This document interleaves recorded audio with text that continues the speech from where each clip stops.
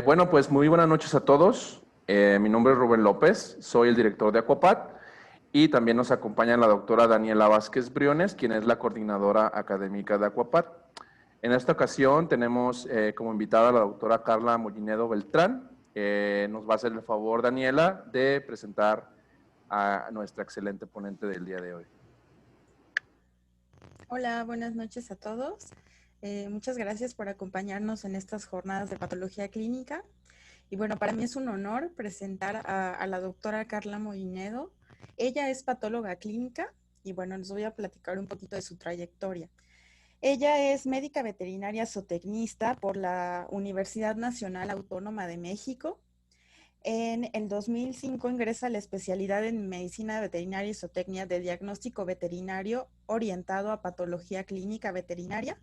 Posteriormente realizó un diplomado de citología veterinaria y su maestría en ciencias de la producción y de la salud animal. Pertenece a diferentes sociedades profesionales, pero dentro de las principales es a la Sociedad Mexicana de Patólogos Veterinarios y es miembro titular de la Sociedad Latinoamericana de Patología Clínica desde noviembre del 2012. Está certificada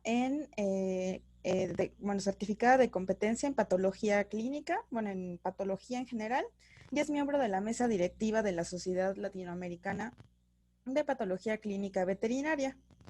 Como en parte de su experiencia profesional y docente, actualmente es profesor de asignatura tipo A de la Facultad de Medicina Veterinaria y Zootecnia de la UNAM. Fue técnico académico de tiempo completo y es propietaria del diagnóstico veterinario especializado DIVES desde diciembre del 2005 y también fue patóloga clínica veterinaria en el laboratorio Experto Sur, razón social de Luis Núñez Ochoa. Actualmente pues ha dado varios diplomados, principalmente el diplomado de bioquímica veterinaria en línea y el programa AMBE de educación continua en línea desde el 2015. Tiene diferentes publicaciones en revistas indizadas y de difusión y es la coordinadora del posgrado en patología clínica veterinaria y también hace diagnóstico en ese mismo departamento. Entonces, sin más, démosle la bienvenida a la doctora Carla y muchísimas gracias. Les recuerdo que al final habrá una sesión de preguntas para que puedan ir formulando sus preguntas en el chat. Muchas gracias y bienvenidos. Gracias, Rubén, por la invitación. La verdad que para mí es muy grato estar compartiendo con colegas clínicos o estudiantes de medicina veterinaria, todos los que nos acompañan. Y gracias también por el esfuerzo que realizan en hacer este esfuerzo de educación continua para todos nosotros, que nos enriquece a todos, ¿no? A mí me enriquece también porque pongo un granito de arena y un esfuerzo también en preparar muy bien un tema para ustedes, en compartirles parte de mi experiencia en este camino de la patología clínica veterinaria y motivar mucha gente a que estamos en esta bonita. Entonces, pues hoy con un ciclo de referencias tengo entendido de patología clínica veterinaria y voy a hablarles un poquito acerca del hemograma. Pero no el hemograma como se habla tradicionalmente a través de alteraciones numéricas. Muchas veces lo que los equipos o los aparatos que a veces compramos para tener en los hospitales y en las clínicas nos brindan, sino más allá de esos números, ¿qué en el hemograma o qué es lo que los patólogos clínicos evaluamos para mejorar el diagnóstico?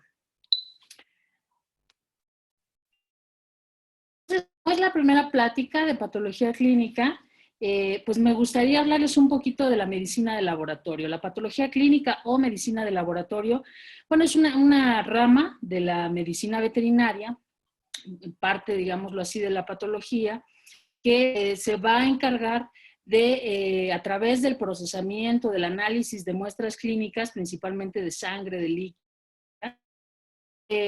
tratar de detectar algún grado patológico que ha sido identificado en un paciente, por ejemplo, cuando adoptamos un animal o cuando tenemos un ingreso en una granja o donde ustedes trabajen, un animal nuevo que ingresa, pues realmente procuramos hacer algún tipo de estudio para determinar si hay alguna alteración que nos alerte sobre algún posible estado patológico.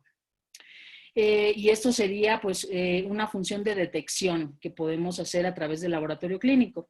Por otro lado, cuando ya sabemos que un animal está enfermo, pues lo que pretendemos a través del laboratorio es tratar el diagnóstico, tratar de definir o de clasificar o confirmar alguna patología la cual nosotros estemos sospechando. Pues también podemos nosotros, si ya tenemos algunos diagnósticos diferenciales establecidos, pues descartarlos a través de la medicina de laboratorio. Y una vez que ya tenemos el diagnóstico de nuestro paciente y le damos tratamiento, entonces también el laboratorio clínico veterinario nos va a ayudar a darle seguimiento a esa progresión de la enfermedad o a la resolución de la enfermedad. ¿Sale? Entonces, obviamente hay mucho más campo de trabajo en el área de patología clínica, pero a nivel clínico esto es lo que hacemos. También participamos mucho en la investigación científica, en los ensayos preclínicos. De alguna manera es un área que se ha desarrollado bastante en México. Y también en la Facultad de Veterinaria, como les comentó la doctora Dani, pues yo estoy coordinando ahorita a los estudiantes de posgrado, por lo cual pues pretendo también difundir la especialidad como tal e invitar a la gente interesada pues a que siga el camino de la patología clínica y se preparen. Bien, entonces ya centrándonos en nuestro tema, que sería el hemograma prácticamente, pues el hemograma es un estudio que involucra una serie de mesurandos, de analitos que nosotros determinamos métodos, desde los analitos que evalúan la línea roja, ¿no? Por ejemplo, el hematocrito, que nosotros lo hacemos bajo el método del microhematocrito, en donde vamos a evaluar el volumen que ocupa los eritrocitos en el total de la sangre, ¿no? Entonces, de esta manera, un paciente tiene alguna alteración que podría ser, si está hacia abajo, anemia, o si está hacia arriba, eritrocitosis, ¿no? Y con base en los demás valores, nosotros podemos ir clasificando esa anemia o esa eritrocitosis para poder establecer el origen. También tenemos algunos analitos que evalúan, por ejemplo, las plaquetas, el número de las plaquetas. También puede determinar la morfología de estas células, tanto de los eritrocitos, de las plaquetas. Y un complemento que nosotros utilizamos mucho, a diferencia de algunos equipos que si nosotros únicamente metemos la muestra del equipo no podemos obtener, pues sería el valor de sólidos total. Aproxima al valor de proteínas, ¿no? Entonces, este valor de proteínas plasmáticas o proteínas totales, sólidos totales, nos ayuda mucho también a la interpretación de alteraciones en la línea blanca, en la línea roja. Adicionalmente, el hemograma también va con parte de los leucocitos, que es a lo que le llamamos el leucograma, que se compone por la cuenta total de leucocitos y leucocitos, que nosotros lo hacemos de manera manual, porque es la manera más precisa de llegar a estos números. Y ahorita explicamos eso. Adicionalmente a los números, que es, ya me voy a salir porque esta plática va enfocada más a morfología. Adicional a los números, una cuestión súper valiosa que tiene el hemograma, pues es la determinación de las cuestiones morfológicas que pueden tener células, porque la morfología me va a ayudar mucho a clasificar las alteraciones y a determinar e incluso llegar a un diagnóstico clínico. Si yo no evalúo la morfología en este estudio, me voy a perder en gran parte de la posibilidad de llegar al diagnóstico a través de este estudio. Entonces, ¿cómo hacemos un hemograma en el laboratorio clínico? En primer lugar, determinamos el microhematocrito, que es de alguna manera el método más preciso para determinar la masa de eritrocitos total, ¿no? Los equipos automatizados nos brindan este valor del hematocrito, sin embargo, se sabe que el método más preciso pues, es determinarlo a través de un capilar en una microcentrífuga y evaluar este valor aquí. Hay obviamente excepciones. Si nosotros tenemos una muestra maltratada que fue expuesta a exceso de anticoagulante, el EDTA, pues muchas veces podría disminuir falsamente, pero si nosotros evitamos esta alteración, pues lógicamente vamos a tener un valor muy específico, muy correcto mediante esta técnica.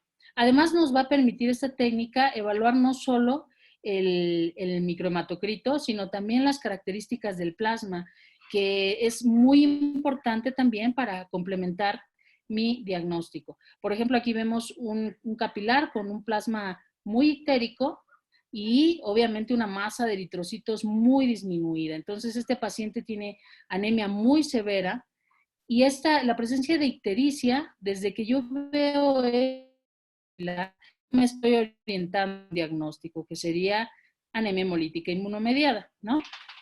Entonces, es muy importante evaluar esto. Va a utilizar, sí, equipos automatizados, pero los equipos automatizados nos sirven prácticamente, sobre todo los patólogos clínicos, nos van a servir solamente para hacer conteos celulares, conteo de eritrocitos, conteo de leucocitos totales, porque los diferenciales en los equipos, así sean de menor o mayor tecnología, suelen ser muy imprecisos. Entonces, solamente voy a tomar la cuenta de leucocitos, la cuenta de eritrocitos, el valor de hemoglobina y las plaquetas, ¿no? Todo lo demás, pues, o lo puedo calcular yo o lo puedo determinar mediante técnicas manuales que, pues, no han podido suplirse por métodos automatizados. Y sobre todo hay que comprender que en medicina veterinaria la variación entre especies y además el desarrollo de equipos, principalmente para medicina humana, que han sido ajustados o calibrados para medicina veterinaria, mete mucho error en todos estos valores, por lo cual los diferenciales automatizados no son confiables, a menos que tengamos un super equipo que ahorita les platico cuál es. Bien, entonces,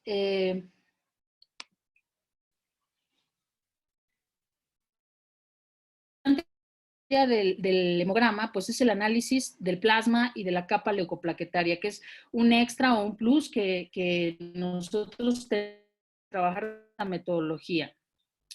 Ya les enseñé un plasma ictérico que nos puede orientar sobre condiciones prehepáticas como una crisis hemolítica o condiciones hepáticas o poshepáticas, ¿no? Si yo veo un plasma de color amarillito, pues a lo mejor ir buscando la patología que está afectando ya sea al hígado o ya sea a los eritrocitos como origen de la bilirrubina, ¿no? Por otro lado, puedo observar lipemia y esto también me puede orientar ya sea, por un lado, a determinar si fue ayunado o no fue ayunado, o por otro lado, a enfermedades metabólicas que suelen cursar con lipemia o dislipidemias. También el hacer esta técnica, observar, examinar la capa leucoplaquetaria, ¿no? La capa leucoplaquetaria es esta fase blanca que está compuesta por leucocitos y plaquetas y sobre esta muchas veces podemos encontrar algunos hemoparásitos, principalmente microfilarias, pero también algunos otros flagelados, algunos parásitos como tripanosomas podríamos encontrar aquí bailando, ¿no? Entonces, voy a enseñar cómo podemos observar esto en el microscopio. Y aquí es un caso donde tenemos una infección bastante importante y seguramente, obviamente aquí yo no puedo saber género y especie, necesito hacer pruebas específicas, pero como es una muestra de un perro, pues tengo dos probabilidades, que sea Dirofilaria imitis o que sea Acanthocheilonema, ¿no? Una de las diferencias entre ambas especies milaremia en Dirofilaria es mucho mayor. Cuando yo veo esto, veo tan lo más probable es que sea dirofilaria, ¿no? Y en el caso que yo vea ahorita, a veces lo más común es ver, bueno, al menos en Ciudad de México, muchas veces vemos casos de acanthoquelonema y vemos 5, 6, a veces 1, 2 microfilarias que están ahí bailando, ¿no? Y aquí pues ni siquiera las podemos contabilizar. Bien, los conteos de leucocitos, hay opciones para hacerlas de manera manual. Porque pues depende mucho de la técnica que tengamos, de la práctica que tengamos, de quién hace los conteos. Si varía una que hace los conteos, pues va a variar de alguna manera mi diagnóstico. Y si yo le doy seguimiento a ese paciente y cambia la persona que hizo el conteo, es probable que meta yo un error mayor entre un conteo y un conteo. Entonces, los conteos de células manuales son buenos, se pueden hacer en casos de urgencia, en casos de que tengamos, por ejemplo, un paciente en un hospital que no está equipado y necesitamos tener algo de información, pues son adecuados. El paciente tiene leucopenia o tiene leucocitosis, y principalmente los conteos de glóbulos blancos, ¿no? Porque para más o menos determinar la cantidad de eritrocitos, pues tenemos a lo mejor otros recursos que podríamos también implementar en clínica, como sería la determinación del microhematocrito, ¿no? Entonces, estas se pueden utilizar de manera alternativa, pero no van a sustituir los conteos automatizados que mucho menor error. Y repito, serían los conteos de células totales, no el diferencial. ¿Ok? Entonces, ¿qué pasa aquí? Que a lo mejor esta pipeta yo no la llené exactamente al nivel que pues debería tener, y puedo tener algún error. A lo mejor se hizo una burbujita en la pipeta y eso alteró mi dilución. A lo mejor a la hora que homogenicé esta pipeta y entonces ya se alteró mi conteo. O quizá al cargar el hemocitómetro no lo cargué de manera adecuada. Al contar tengo algún estorbo, algún contaminante, algo que altera mi conteo y esto va sumando error. Entonces, se puede ver, pero no son tan confiables. O sea, son buenos como para determinar si hay a grosso modo una alteración numérica, pero obviamente no sustituye a los conteos automatizados y en caso de tener la posibilidad de meter la muestra a un equipo, pues es mucho mejor. Ahora, hay momentos o hay situaciones en donde sí o sí tengo que hacer métodos manuales, ¿no? Si yo estoy trabajando con muestras de mamíferos, lo puedo sin problema. Pero si estoy trabajando con muestras de animales que no son mamíferos, hablando específicamente de aves, reptiles, peces, podemos utilizar otras técnicas que son también técnicas manuales, que no son exactamente los mismos métodos que se utilizan en mamíferos. Hay variaciones de estas técnicas, como serían las soluciones, que son distintas, identificar a los leucocitos de los eritrocitos, ¿no? Y poder hacer los conteos de una manera práctica, aunque he de decir que sí es mucho más laborioso hacer un hemograma de una de estas especies, porque requiere, además de mucho más grado de especialización, uno tiene que saber y tener experiencia para hacer esto, pues también mucha paciencia y tiempo, porque son técnicas mucho más lentas que para hacer conteos de mamíferos. Igual, las variaciones morfológicas pues son mucho mayores, entonces yo debo tener un entrenamiento bastante bueno para poder hacer un buen hemograma de un ave, de un reptil, de un anfibio, de un pez, ¿no?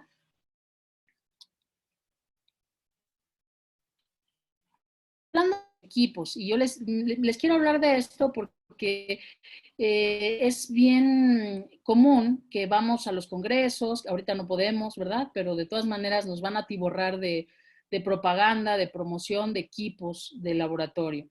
Y entonces yo creo que a lo mejor algunos clínicos dicen, pues ya me ahorré lo del laboratorio y ya tengo equipo y entonces nomás pico un botón, meto la muestra, saco mi resultado y ya, ¿no? Entonces, pues nada más unos mitos. Por un lado, no es más barato, sale a veces incluso más caro, porque aparte de pagar el equipo y su mantenimiento, los reactivos, sobre todo para los equipos que les venden a los hospitales, suelen ser demasiado caros. Entonces, muchas veces van a tener menos opción por más dinero. ¿Por qué? Porque el equipo no va a evaluar en el microscopio el frotis sanguíneo, no les va a decir qué hay en la morfología, les puede decir que hay neutrofilia, pero ¿cuántas causas de neutrofilia hay? ¿No? Entonces yo para saber cuál es el origen de mi neutrofilia, yo tengo que ver la morfología, tengo que ver los neutrófilos y tengo que decidir si me están diciendo que son o que están originados por un proceso inflamatorio o esa neutrofilia puede estar asociada a estrés o puede estar asociada a miedo o excitación en un paciente. El patólogo clínico va a poder diferenciar con cierta facilidad una de otra neutrofilia, ¿no? Pues simplemente les va a decir neutrofilia. A veces les da algún tipo de mensaje como alerta, en donde dice, parece que hay bandas, pero necesitas confirmarlo en el frotis sanguíneo, ¿no? Entonces, por más tecnología que presuman estos equipos, la verdad es que todavía ni equipos tan modernos como este de aquí. Este, por ejemplo, es un equipo que se ha trabajado mucho en medicina veterinaria, no en México. Este equipo es del primer mundo porque, pues, ahorita de costar. La verdad es que en México conozco un laboratorio que puede invertir tanto en un equipo que le haga planteos celulares, ¿no? Entonces, cuando uno lo puede hacer con el diferencial de leucocitos y los valores que nos da un equipo más, ¿no? Entonces, estos equipos se utilizan pues en laboratorios de referencia a nivel mundial y hablando de países primermundistas. Y mi equipo que maneja técnicas tan avanzadas como la citometría de flujo con algunos marcadores para evaluar la actividad de peroxidasa en las células, ni siquiera este tipo de equipos con esa tecnología pueden diferencial tan preciso como lo podemos hacer de manera manual evaluando el frotis sanguíneo. Y mucho menos nos va a dar alteraciones morfológicas importantes para el diagnóstico. Entonces, ¿qué les quiero decir con esto? Y aunque compre un equipo de 2 millones de pesos con toda esta tecnología, voy a sustituir a la evaluación del frotis sanguíneo, sobre todo en aquellos casos patológicos, ¿no? O sea, si yo tengo un paciente prequirúrgico, entonces aquí sale todo normal, pues ya, a lo mejor no veo el frotis, ¿no? Eso suelen hacer muchas veces algunos laboratorios de referencia en otros países que tienen este tipo de equipos. Pero definitivamente cuando tengo este tipo de equipos, como los que estoy viendo arriba, el diferencial no me va a decir nada. El diferencial va a ser totalmente impreciso. Entonces no puedo confiar de ninguna manera en el diferencial de sus equipos, ¿sale? Y mucho menos en detectar alteraciones morfológicas relevantes para el diagnóstico.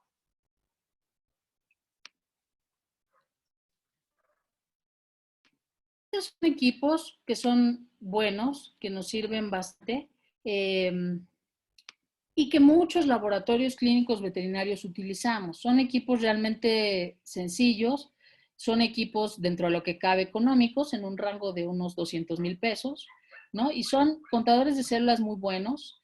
Hay de todo en el mercado, ¿no? Hay chinos, hay suecos, hay alemanes, hay de muchas tecnologías y obviamente esto varía dependiendo pues de las marcas y todo esto. Lo importante de estos equipos es que de preferencia tengan un software veterinario, porque este tipo de equipos discriminan a las células por su, ¿no?, tipos de impedancia.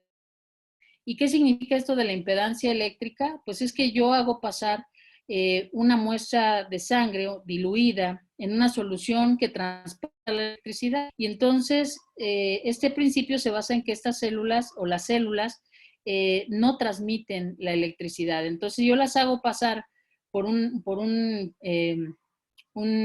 sitio que conduce o que tiene una carga eléctrica, hago pasar a las células y las células, como son no conductoras, se corta esa señal eléctrica. Y ese corte de esa señal eléctrica significa una célula. Entonces, cuantos cortes haya de la señal eléctrica es el número de células, y mientras mayor es la interferencia eléctrica, pues mayor es el tamaño de la célula. Entonces, este tipo de equipos lo único que va a hacer es contar el número de pulsos, es decir, de interferencias eléctricas, y calcular el tamaño aproximado de las células.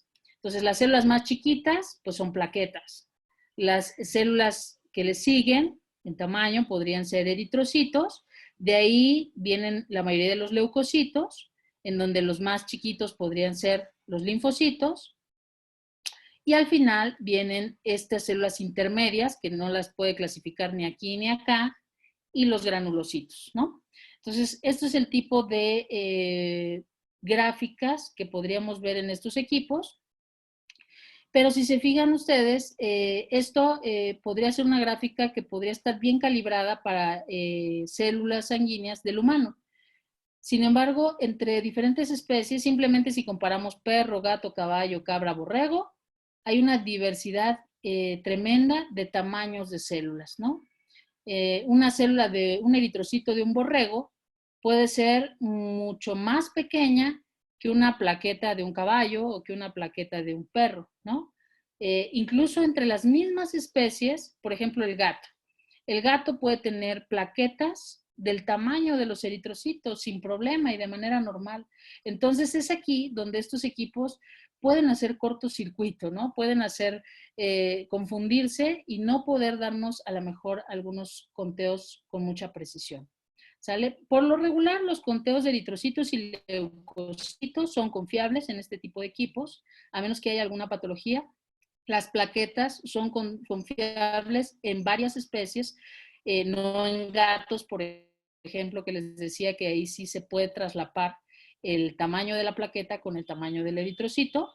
Entonces, los eritrocitos sí van a ser confiables porque son muchísimos, pero las plaquetas no van a ser confiables porque pues son mucho menos, hay 1000 veces menos plaquetas que eritrocitos, ¿no? Entonces, ahí radica en que estos valores en gatos no se puedan tomar, las plaquetas no se pueden tomar de este equipo. Tendría que hacerse un conteo manual. Y si le vamos metiendo más especies, más diferentes especies, caballos, borregos, cabras, pues va a haber algunas que se pueda hacer un ajuste en el software en donde vamos a poder meter aproximadamente de qué tamaño son cada célula. Eso lo tiene que hacer obviamente pues la empresa que vende este tipo de equipos, y nos puede ofrecer una diversidad de especies para poder trabajar, ¿sale? Entonces, son equipos muy buenos, son equipos de batalla, y realmente, a pesar de que otros equipos presuman más tecnología,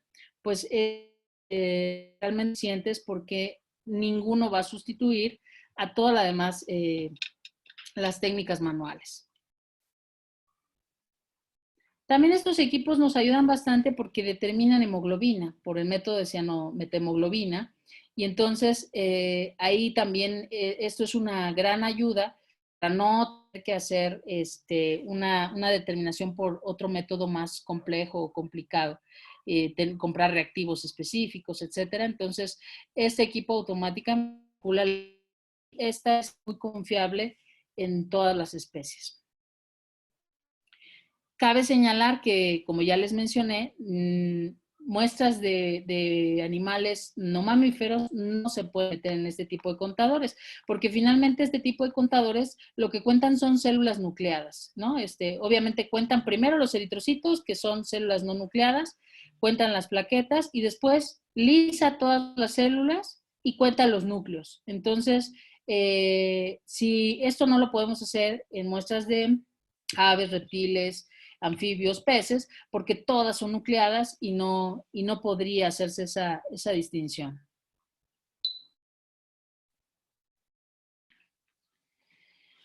Bueno, entonces, las principales limitantes de esos equipos, como les decía, este es un frotis sanguíneo de un gato, en donde podemos ver las plaquetas, que como les decía, a veces igual grandes que los erocitos. Entonces, definitivamente en gatos, los conteos plaquetarios tienen que hacerse de manera manual. Si nosotros vemos algunos agregados celulares, como ocurre a veces con las plaquetas, cuando nos cuesta, cuando también tenemos patologías que hacen que las células se aglutinen, esto también va a tener fallas en los conteos. Variaciones de tamaño de células por patologías, por ejemplo, aquí tenemos un neutrófilo que tiene cambios displásicos, quizá este sea un gato infectado con virus de leucemia felina, y vean nada más este neutrófilo está gigante, hipersegmentado, a diferencia de este. Entonces, cuando el equipo este tipo de células, seguramente las va a clasificar de manera inadecuada. Y como vamos a ver más adelante, pues no nos va a decir si hay variaciones morfológicas, solo nos va a entregar números y a veces sospecha de algunas alteraciones, pero no va a ser. Estos otros equipos presumen un poquito más y siempre los van a ver o los van a ¿cómo se llama? A ver que los anuncian con bombo y platillo en los congresos y todo esto, porque dice, este sí te entrega un diferencial, los mononucleares y los granulocitos, como lo hace el otro de impedancia, sino que este incorpora una técnica de láser en donde no solamente se va a medir a la célula por su tamaño y a contar a las células, sino además de eso, pues se va a evaluar algo de su estructura interna y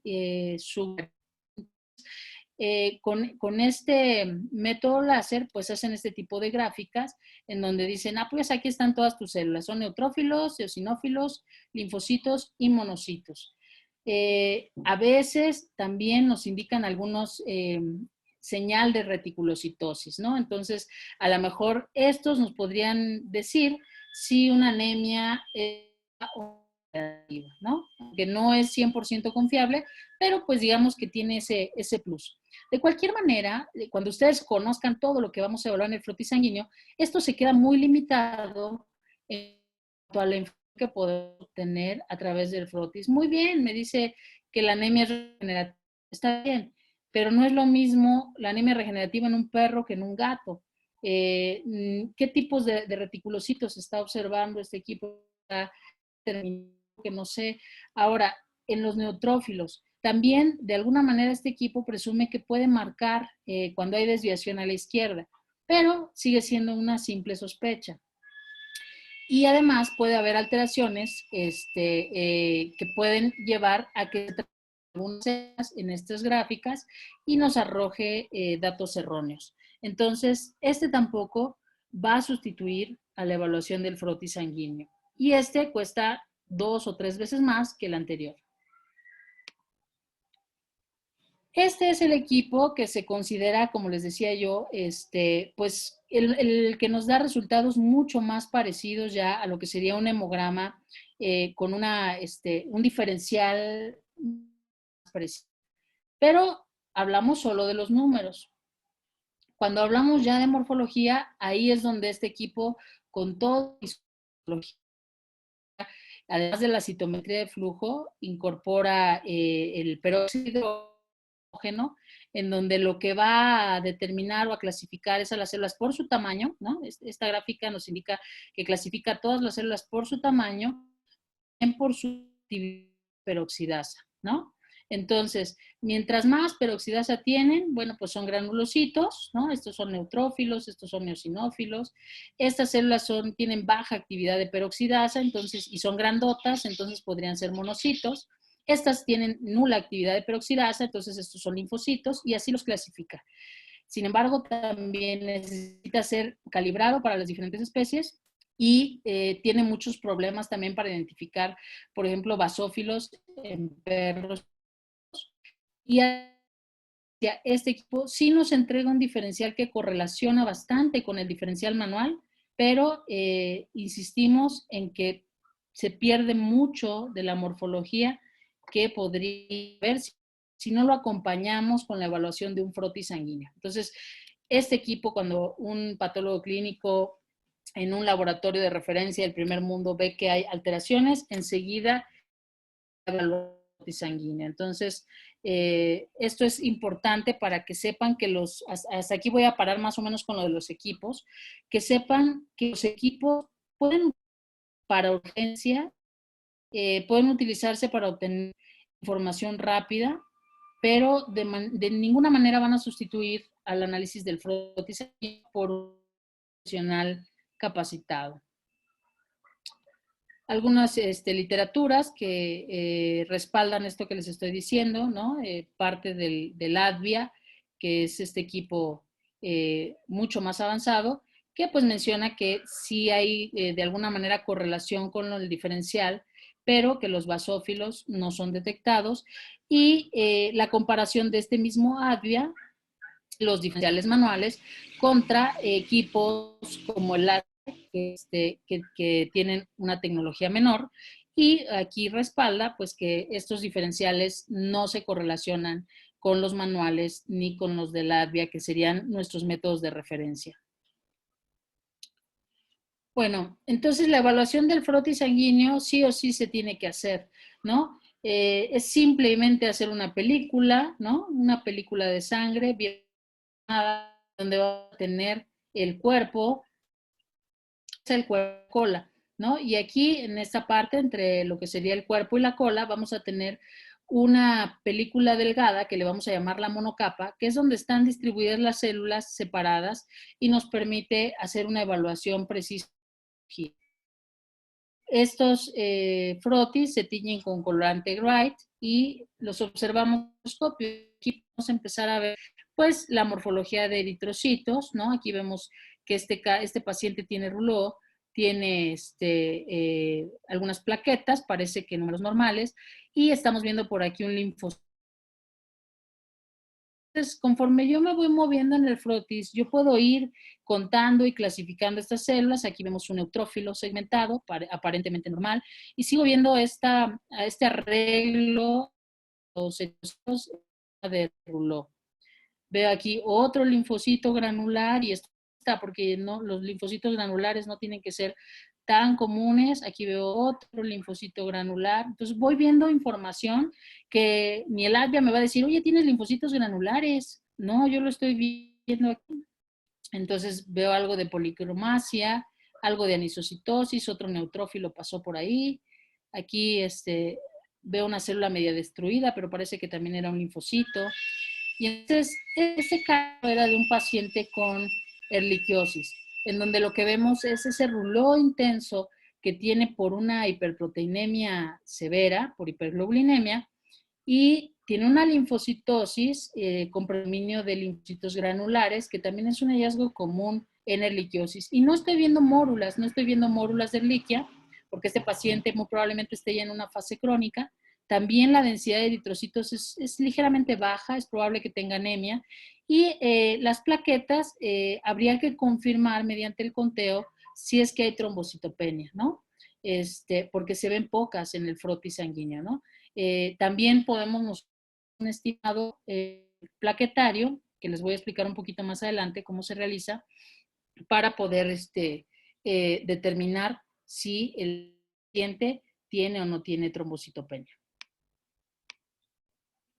Bien, entonces, caracterizaciones morfológicas en eritrocitos voy a poder evaluar en un frotis sanguíneo. Primero, en pacientes anémicos es súper importante evaluar la médula ósea, si la médula ósea está respondiendo o no está respondiendo a esa anemia.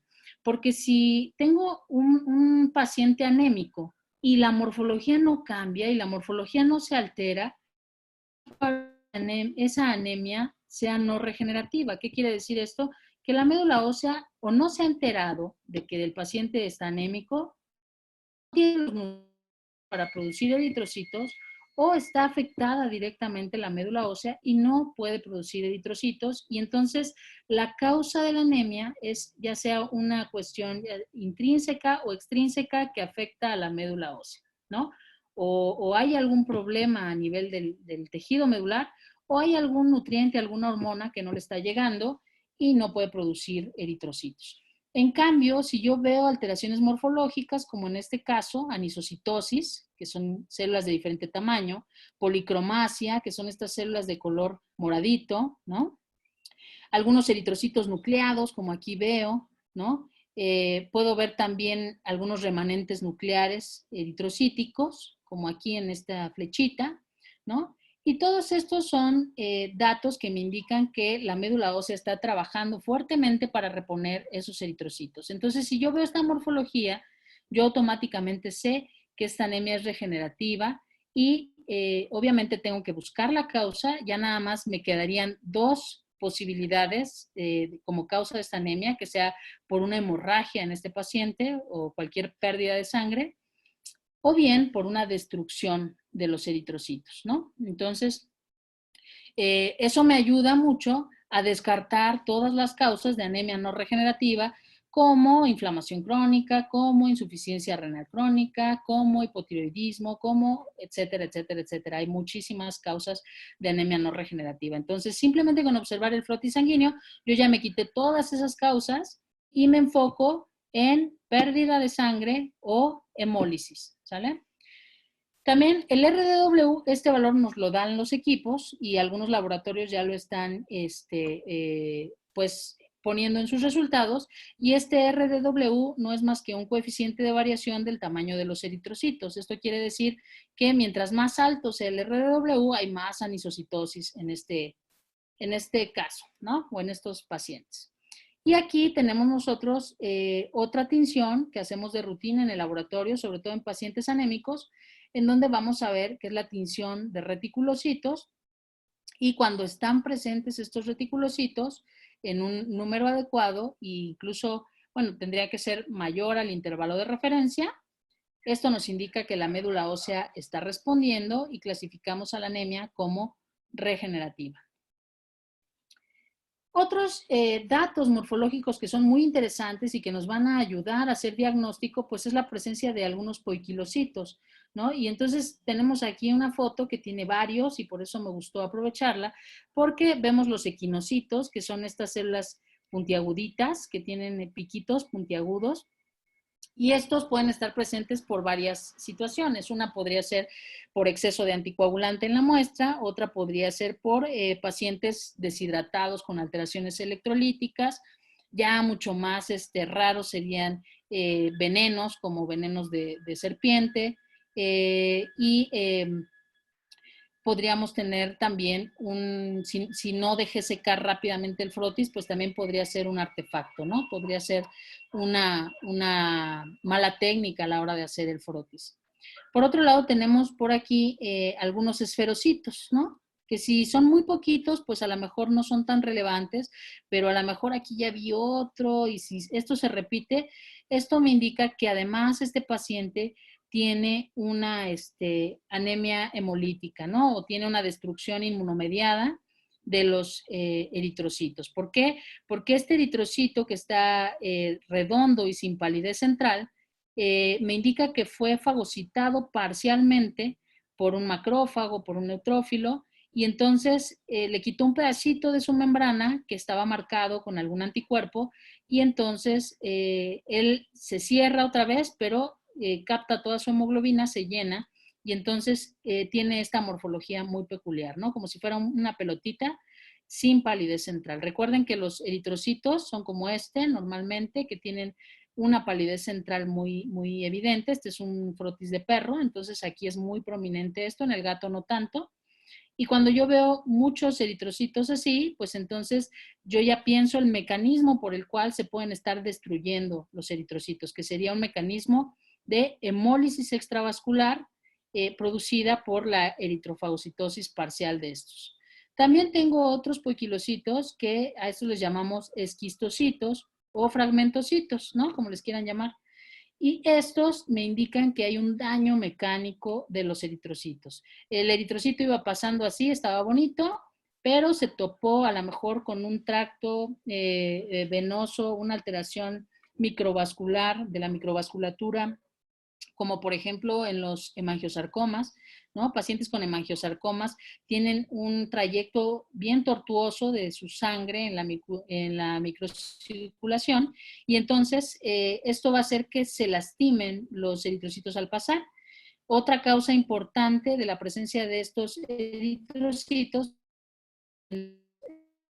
desarrollan trombosis o coagulación intravascular diseminada, en donde se forman redes de fibrina y esas redes de fibrina dentro de los vasos sanguíneos rompen a los eritrocitos cuando pasan.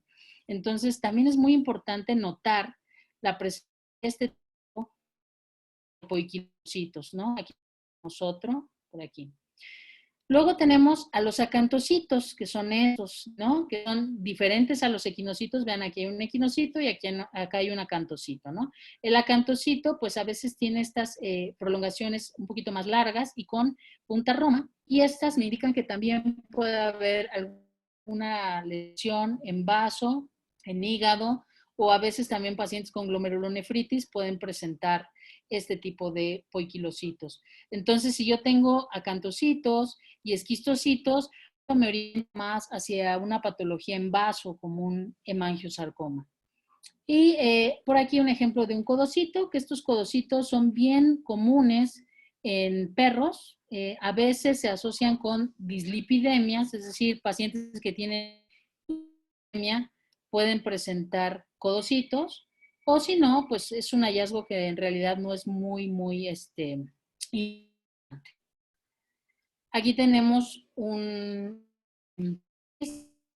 con anemia hemolítica inmunomediada y vean cómo desde que tomo mi muestra se ven los eritrocitos aglutinados. Esto es macroscópicamente, yo puedo ver en el tubo estas como grumos de sangre en la pared del tubo. Y cuando yo hago mi frotis, se amontonan, ¿no? Estos no respetan la sana distancia, entonces están aquí todos apelmazaditos. Sí, pues patognomónico de anemia hemolítica inmunomediada. Adicional a la aglutinación, pues yo tengo que buscar otros datos como esferocitosis y tengo que buscar, obviamente la mayoría de este tipo de anemias, a menos que afecte directamente también a la médula ósea, son anemias regenerativas, ¿no? Y muy regenerativas, porque aquí no hay pérdida de nutrientes. O sea, un paciente que sangra, pierde proteínas. Pero un paciente que está rompiendo sus eritrocitos, está destruyendo sus eritrocitos dentro del cuerpo, acuérdense que el cuerpo es muy tacaño y todo lo recicla. Entonces, todo el hierro regresa a la médula ósea, todos los nutrientes, las proteínas, regresan a la médula ósea y rápidamente van a formar esos eritrocitos. ¿Sale? ¿Para qué? Pues para volverse a romper afuera si no le doy tratamiento, ¿no? Entonces, veo aglutinación, veo esferocitos. Vean la diferencia entre los esferocitos y los esferocitos normales. Esto no me lo va a decir el ADVIA. Tiene anemia hemolítica inmunomediada este paciente.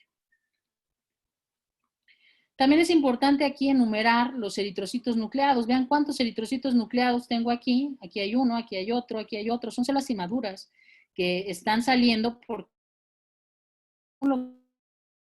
en este paciente y hace que la médula ósea empiece a liberar células jóvenes, como todas estas moraditas. Acuérdense que esta es la policromasia. Y además, la etapa anterior es la rubricito. Entonces, estos eritrocitos jóvenes salen a circulación y ¿qué creen? Que los equipos los cuentan como leucocitos. ¿Por qué? Porque acuérdense que lo que hace el equipo es contar células nucleadas, ¿sale? Entonces, si yo tengo un frotis con un montón de estos eritrocitos nucleados, yo le tengo que restar eso a mi conteo. Y hay fórmulas. Aquí un acercamiento también del mismo caso. Primero se los puse desde el helicóptero y ahorita ya podemos ir viendo un poquito más esa morfología, ¿no? Esferocitos, policromasia, anisocitosis, eritrocitos nucleados. Fíjense que en este plaquetas, vean, aquí hay 2, 3, aquí una plaqueta grandota que se llama macroplaqueta. Y aquí no vemos casi plaquetas. Entonces, los pacientes con anemia hemolítica inmunomediada suelen cursar con trombocitopenias, ya sea también por destrucción inmunomediada o bien porque también hay una vasculitis en estos pacientes y están predispuestos a desarrollar trombosis. Entonces, hay dos posibilidades para esta trombocitopenia. O el paciente está produciendo cuerpo contra eritrocitos, sino también contra plaquetas, o el paciente se está complicando ya con una trombosis. Es importante identificar o diferenciar la aglutinación, que vemos acá atrás, como apelmazadas, del rouleau. El rouleau, como ya lo habíamos visto en el videíto, pues es esta formación de eritrocitos en forma de pilas de monedas, y esto no se da por anticuerpos, esto se da por pierden esa capacidad que tienen de repelerse naturalmente los eritrocitos por un aumento en la concentración de proteínas plasmáticas. Si yo tengo más proteínas en el plasma, estos eritrocitos pierden la capacidad de repelerse, cambian sus cargas y entonces van a tener un magnetismo que hace que se observen como en forma de pilas de monedas. A esto le llamamos rouleau y casi siempre está relacionado con inflamación crónica. Aquí tenemos un ejemplo de un caso de hemangiosarcoma y vean las alteraciones del frotis. Es un paciente que había desarrollado además hemoperitoneo, entonces, con anemia regenerativa, porque es una anemia en donde tengo pérdida de sangre, no es por algún defecto de la médula ósea ni algo que le haga falta, sino que este tumor pues sangra, se pierden los eritrocitos. Y adicionalmente, los quistocitos, ¿no? Y algunos acantocitos que nos están sugiriendo el diagnóstico. Adicionalmente, yo puedo evaluar el líquido peritoneal, en donde veo muchos eritrocitos, es una muestra de un hemoperitoneo, y voy a tener además la presencia de células neoplásicas, algunos criterios de malignidad, ¿no? Entonces, estos hallazgos me sugieren bastante ya el diagnóstico. Lógicamente, pues hago ultrasonido y hago otras pruebas para comprobar efectivamente que se trata de este tumor. Aunque muchas veces estos perros suelen tener muertes súbitas por las hemorragias que pueden presentar. Entonces, a veces se encuentran, como en este caso, pues a la necropsia, el hallazgo del hemangiosarcoma. Maligno este tumor.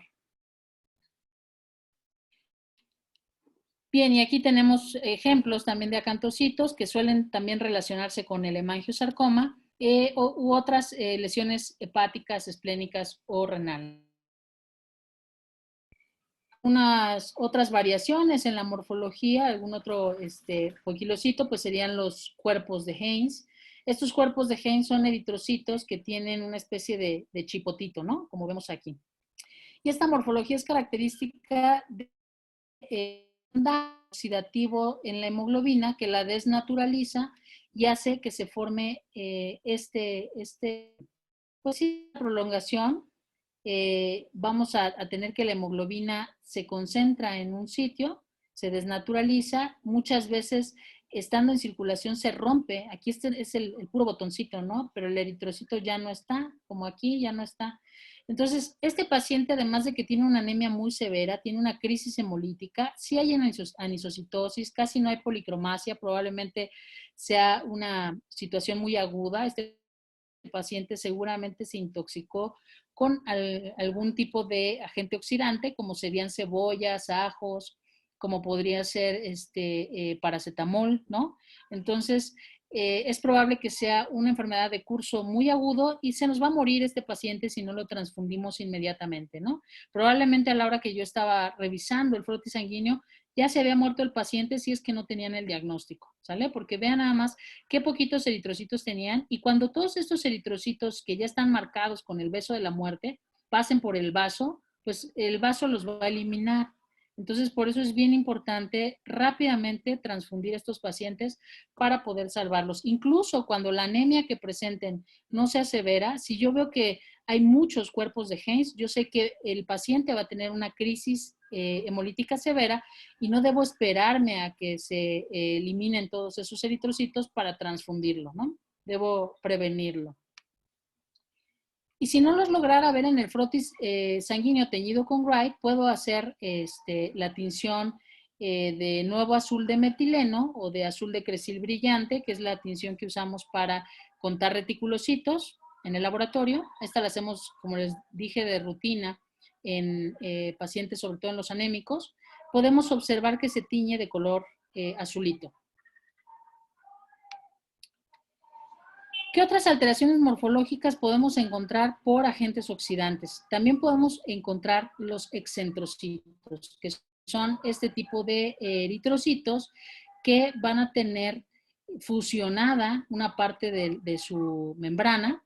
¿Por qué? Porque los agentes oxidantes van a afectar a la membrana de los eritrocitos, se fusiona y entonces haz de cuenta que lo pisan y entonces la hemoglobina se va hacia la derecha. Espérenme tantito que vino el del fierro.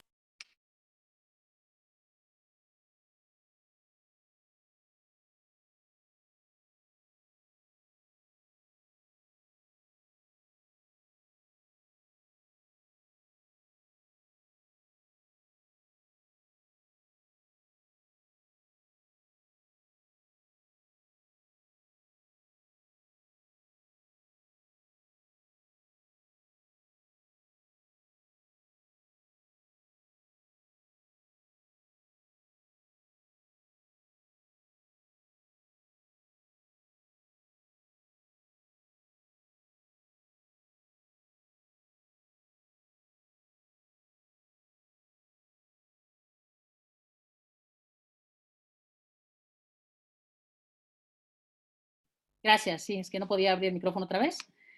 Pero es el cuento de no acabar de las clases en línea, que pasa el de los camotes y pasa el de los biscuits y pasan todos. Pero bueno, ya le cerramos a la ventana. Entonces les comentaba yo que esta es otra alteración que podemos tener por agentes oxidantes, ¿no? Cuando nos intoxicamos con agentes oxidantes, les repito, ajos, cebollas, paracetamol, también pacientes con cetoacidosis diabética, por ejemplo, es común encontrar estas alteraciones, ¿no? Y estos pacientes pueden desarrollar anemia, ¿no?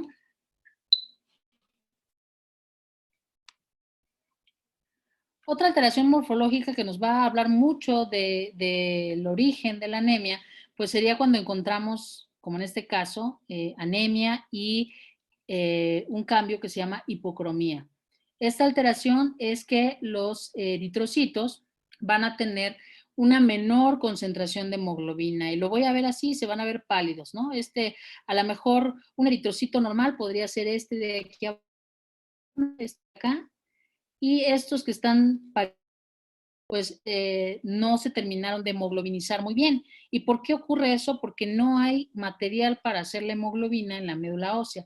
¿Cuál es el material principal que no hay? Hierro, ¿no? Entonces, estos pacientes pueden ser deficientes de hierro o cobre, que también es un cofactor para el hierro, ¿no? Entonces, podrían ser deficiencias de hierro o de cobre. Más común de hierro, sobre todo en animales jóvenes que no han tenido o no han sido bien calostrados o no han tomado leche materna de manera adecuada o que la leche, por ejemplo, que es también pobre en hierro, pues a lo mejor, como pasa en los cerdos, no se han suplementado de manera adecuada con hierro, pueden tener este tipo de anemias ferropénicas.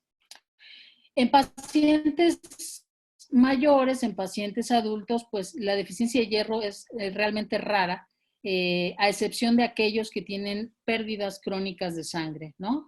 Si yo tengo un paciente adulto con este cambio, pues lo primero que tengo que pensar es que tiene una pérdida sanguínea crónica. Y entonces aquí pasamos de una anemia regenerativa, cuando empieza a perderse la sangre, pues la médula ósea empieza a responder. Pero cuando se acaba el hierro, pues ya no puede responder, entonces cambia de una anemia regenerativa a una anemia no regenerativa y vemos estas características que se llama hipocromía en el frotis sanguíneo, y entonces enseguida yo me voy a suplementar hierro y a determinar qué es lo que está originando esa deficiencia. Pueden ser parásitos hematófagos, piojos, pulgas, ancilostomas. Si estoy hablando de borregos, pues una hemoncosis, no sé, etcétera. Este es un perro, pues lo primero que pensaría yo sería en ancilostomiasis, si es que no tiene ectoparásitos evidentes, ¿no? ¿Qué más puedo ver en los eritrocitos? Pues puedo ver algunas inclusiones, como serían parásitos. Aquí tengo 2 babesias románticas en forma de corazón, que están igual sufriendo su fisión binaria. Podemos tener inclusiones virales, como inclusiones de distemper canino, que con mayor frecuencia se observan en leucocitos, pero también las podemos observar en eritrocitos. Podemos observar, como en este caso, micoplasmas, que en este caso son muestras de gato, que tienen Mycoplasma haemophilus o la antes llamada Hemobartonella. Y obviamente aquí, si yo veo esta infección tan importante en este gato va a desarrollar anemia y además tengo que descartar enfermedades inmunosupresoras como leucemia viral felina o sida felino. Algunos otros parásitos que pueden llegar a causar anemia, pero por daño mecánico podría ser. Perdón, este era tripanosoma, ¿no? Y bueno, pues vamos a pasar rápidamente a los leucocitos para no demorarme mucho más, en donde vamos a tener en el frotis sanguíneo pues los 5 tipos de leucocitos. A veces no vamos a encontrar basófilos porque es el leucocito más raro. Si no los encuentro no pasa nada, ¿no? Pero si los encuentro, si encuentro 1 o 2 en el frotis, pues a lo mejor tampoco pasa nada. Si encuentro 3, pues ya me empiezo a preocupar, ¿no? En realidad, generalmente en la mayoría de las especies hay neutrofílicas o linfocíticas. Entonces, los que predominan son estas 2 células, linfocitos y neutrófilos. El neutrófilo, pues es el principal granulocito. Estos 3 son los granulocitos porque tienen gránulos, estos basófilos, eosinófilos y estos neutrófilos. Por eso se les da ese nombre, por la afinidad tintorial que tienen sus gránulos. Y otra característica que tienen estas células es que el núcleo es segmentado, ¿no? Entonces, vemos que por ejemplo, tiene 1, 2, 3 y 4 segmentos, lo cual es perfectamente normal y es un neutrófilo de perro. Adicionalmente vemos esta estructura que se llama cuerpo de Barr y esto nos indica que esta muestra es de una hembra. Eso no me lo va a decir el ADVIA, ¿eh? Entonces, yo puedo decir que es una muestra de una hembra. El linfocito, pues es una célula redonda regularmente, aunque las podemos ver a veces más grandes, cuadradonas. En el frotis sanguíneo es muy variable porque acuérdense que la población de linfocitos suele ser diversa, ¿no? Hay linfocitos T, linfocitos B, linfocitos NK, linfocitos citotóxicos, granulares, etcétera. Entonces, vamos a tener linfocitos pequeños, medianos y grandes, y a veces pueden tener algunos cambios morfológicos que ahorita vamos a ver. Y los monocitos, pues son las células más grandes y pleomórficas. Estas no tienen palabra de honor. Es decir, no puedo decirles que tienen el núcleo en alguna forma específica, porque en realidad la forma que adquiere es muy caprichosa y voy a identificarla de las demás porque pues va a ser la más grande. El color del citoplasma es como de un tono grisáceo con algunas vacuolas. Bien, entonces, ¿qué es lo que voy a observar en estas células? Por ejemplo, en los neutrófilos, pues el número de segmentos me va a ayudar mucho y si está o no segmentado, ¿no? Si tiene alteraciones en el citoplasma que van a indicar que tengan algún grado de toxicidad, ahorita explicamos qué es eso. O bien si tienen alteraciones morfológicas, si son células atípicas, y entonces empiezo a sospechar de displasias, ¿no? Y las displasias generalmente pues son cambios o alteraciones que pueden preceder a las leucemias o algún tipo de proliferación neoplásica. En el caso de los linfocitos, pues en lo que me voy a fijar es si son maduros y si no son maduros, pues entonces tratar igual de determinar cuál es el problema, si el paciente tiene algún dato compatible con linfosarcoma o con leucemia, ¿no? También si están reactivos, por ejemplo, en pacientes jóvenes, en pacientes recién vacunados, pueden mostrarse reactivos, el citoplasma de color más azul, y esto pues puede ser perfectamente normal en estas etapas, o ante alguna infección podrían notarse también reactivos. Y también, como ya habíamos visto en el videíto, pues la presencia de linfocitos granulares me puede alertar sobre ciertos tipos de patologías. Los eosinófilos y los basófilos realmente no cambian mucho su morfología. Por ejemplo, los eosinófilos en algunas razas de perros pueden estar más degranuladas que en otras, pero lo bonito de estas dos células es que van a variar mucho dependiendo de la especie. Entonces, estas células me pueden ayudar a determinar si un frotis sanguíneo es de un perro, es de un gato, es de un caballo, es de un bovino, etcétera, ¿no? Si yo me conozco la morfología, rápidamente puedo saber de quién es ese frotis, ¿no? Y normalmente, pues los frotis están perfectamente identificados, pero a veces no se crean. A nosotros en el laboratorio nos ayuda a detectar errores, ¿no? O sea, si yo digo que esta muestra es de un perro y veo un eosinófilo de gato, digo, algo me hicieron chanchullo con este frotis, ¿no? No corresponde. Entonces, nos ayuda mucho también a poder identificar esto. O si, por ejemplo, yo tengo un frotis ahí perdido que digo, ay, este estaba bonito, lo guardé, pero no me acuerdo ni de qué era, pues ya puedo retomar el frotis y poder determinar si es de perro, si es de qué especie. Bueno, a nivel de los neutrófilos, una de las alteraciones que voy a buscar siempre que sospecho de inflamación, pues es la desviación a la izquierda. ¿Y qué es la desviación a la izquierda? Pues es la presencia de neutrófilos inmaduros en circulación, ¿no? Y de acuerdo con la secuencia de maduración de los neutrófilos, esta desviación a la izquierda suele ser ordenada. ¿Qué significa esto? Que siempre va a haber más neutrófilos segmentados que bandas, y más bandas que metamielocitos, y más metamielocitos que mielocitos, ¿no? Eso hace la diferencia entre un proceso inflamatorio y una leucemia. En una leucemia a veces es al revés. En una leucemia, sobre todo en las leucemias agudas, suelo tener más células inmaduras que maduras, ¿no? Aquí va a ser al revés.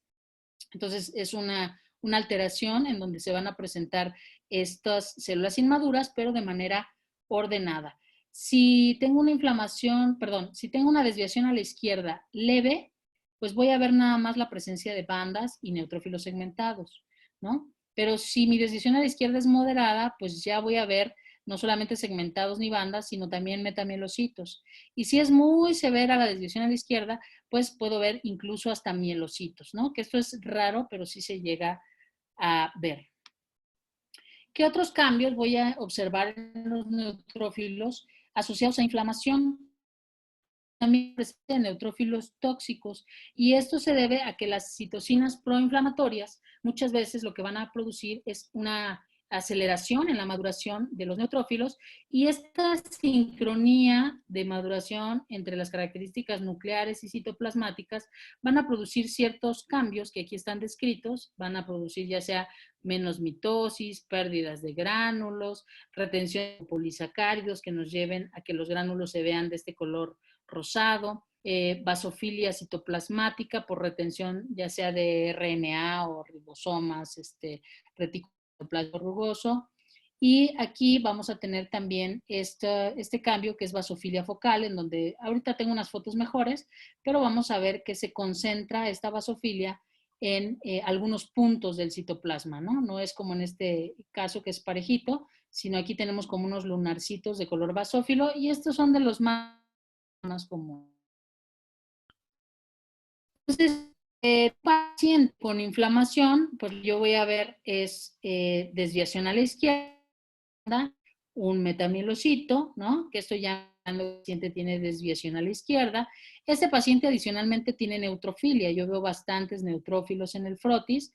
Tiene además algunos neutrófilos tóxicos con granulación tóxica, e incluso se podría decir que son bastante más grandes que podría ser este, ¿no? Este es un neutrófilo normal y estos los vemos más grandes, entonces podrían incluso estar gigantes, ¿no? Entonces, todos estos datos me van a indicar que el paciente está inflamado. Un posible diagnóstico diferencial para este paciente, si es una hembra, pues podría ser una piometra. Además, vemos que la densidad de eritrocitos es muy baja y tiene algo de hipocromía, cual seguramente ha estado sangrando además, ¿no? Entonces, es padre que solamente con ver un campo pueda yo pensar ya en diagnósticos diferenciales para mi paciente, y es por eso que es súper importante conocer la morfología y evaluarla en el frotis sanguíneo. Tengo, ¿no?, en donde aquí casi no hay neutrófilos y el único que encontré por aquí pues es una banda tóxica. Tiene el citoplasma de color azul, entonces tiene basofilia difusa. Este paciente también tiene anemia, aparentemente regenerativa, porque tiene policromasia y anisocitosis, y por aquí un remanente nuclear eritrocítico. No tiene plaquetas, entonces tiene trombocitopenia y tiene algunos fragmentocitos. Esto ya me está hablando de un paciente que está en una condición crítica. En primer lugar, si tiene neutropenia y desviación a la izquierda, pues tiene inflamación sistémica. Al tener trombocitopenia y presencia, es muy probable que este paciente esté desarrollando coagulación intravascular diseminada, ¿no? Entonces, el pronóstico de este paciente es bastante más feíto que el de esta paciente. Por acá tengo otro caso bastante interesante y raro, porque este frotis es de un caballo.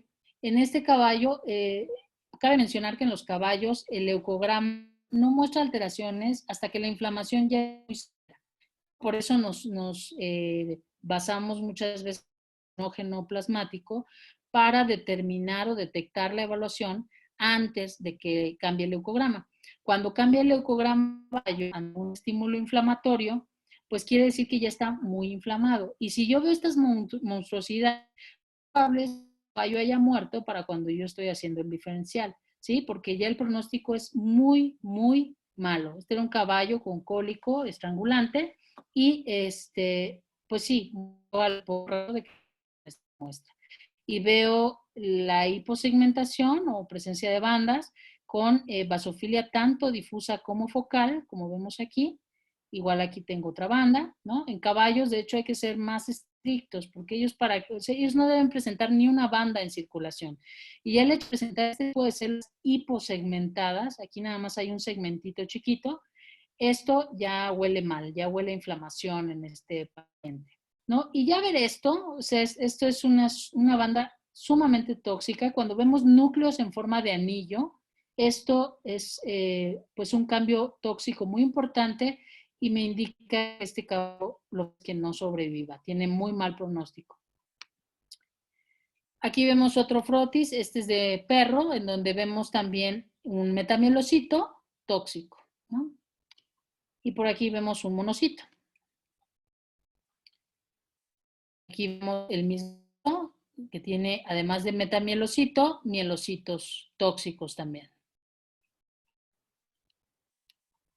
Por aquí vemos un metamielocito. Vean que este tiene forma como de cacahuate, ¿no? Ahorita vamos a ver esas formas de cacahuate que podrían también a veces indicar otra cosa.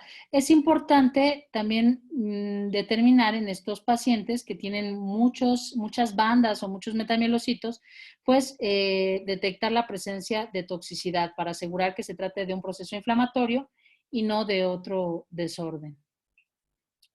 Vemos aquí la presencia igual de metamielocitos tóxicos. Otro caso, este es diferente, este también es de perro, pero vemos también un metamielocito y un mielocito tóxico. Y aquí vemos esta basofilia. Se puede confundir, si yo no tengo mucha experiencia, con un monocito, ¿no? Pero en este caso, pues yo sé que es un granulocito, veo los gránulos aquí, chiquitos, rosados, y estos manchones, que son los que les llamaban antes cuerpos de Doll, pero ahora les llamamos basofilia focal. ¿Vale? No hay que confundirse con esto. Esto se llama anomalía de Pelger-Wett. Y la anomalía de Pelger-Wett, esta es común en varias especies, yo lo he visto más en perros. Es una autosómica en donde los neutrófilos pueden segmentarse. Entonces, este paciente está perfectamente sano y fue un hallazgo a la hora de observar el frotis. ¿Cuál es la diferencia aquí? Acuérdense que en desviación a la izquierda por inflamación, yo dije que la desviación es ordenada, es decir, voy a ver más segmentados, luego más bandas, luego menos bandas y menos metamielocitos y menos mielocitos, ¿no? Aquí prácticamente todas las células van a ser hiposegmentadas y a ver datos de toxicidad ni de otra patología y el paciente seguramente va a estar feliz y contento.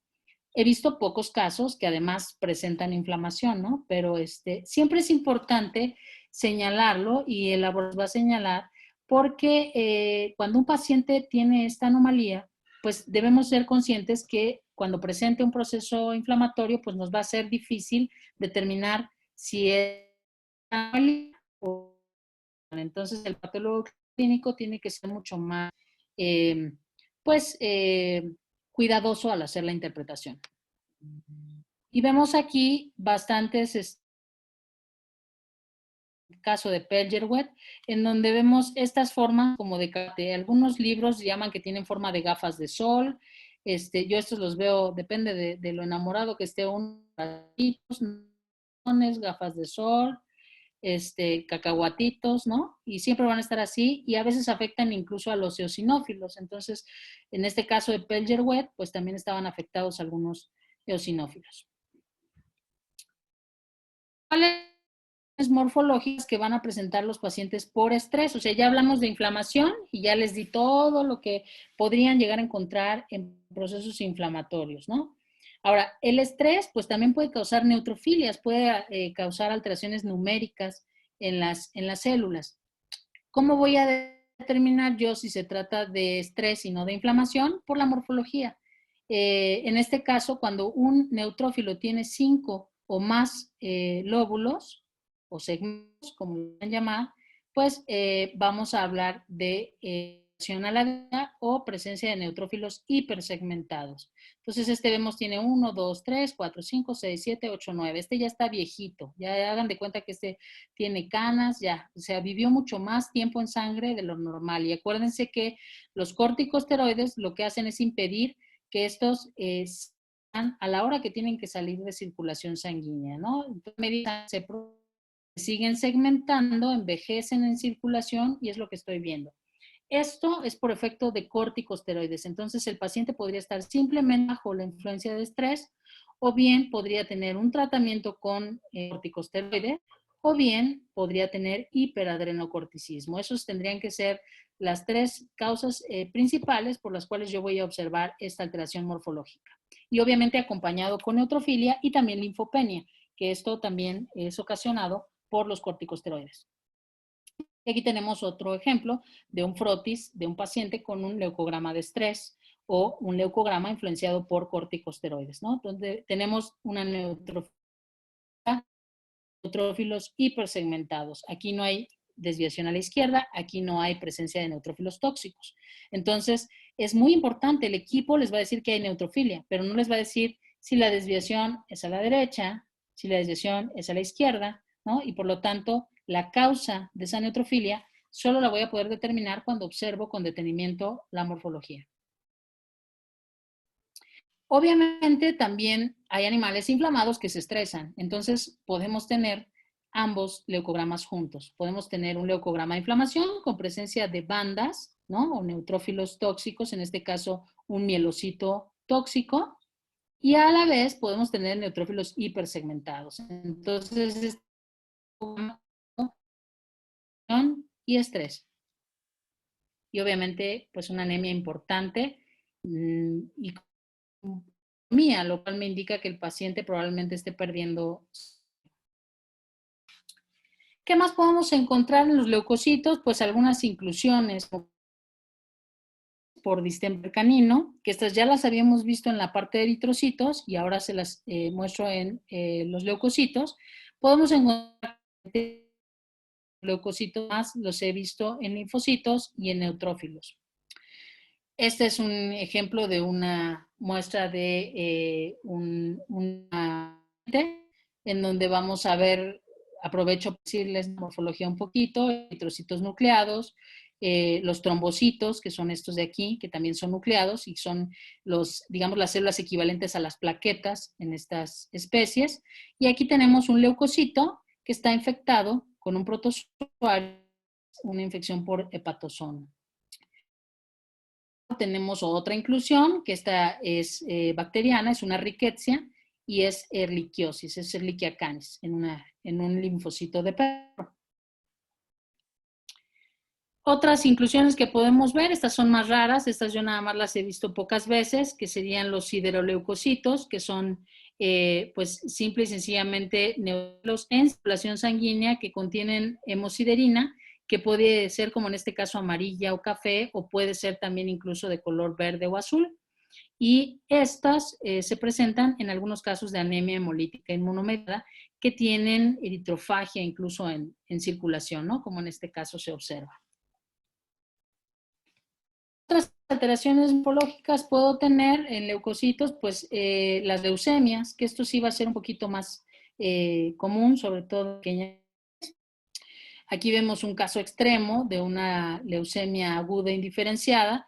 Podría parecer linfocítica, pero la verdad es que a estas alturas las células están tan indiferenciadas que muchas veces no vamos a determinar el origen, si efectivamente provienen de células de o bien de otras células hematopoyéticas, ¿no? Entonces, aquí hay que hacer técnicas más específicas, como citometría de flujo, con marcadores específicos, para determinar su origen lo más posible. Y a veces, pues solo nos quedamos en eso, ¿no? En una leucemia indiferenciada.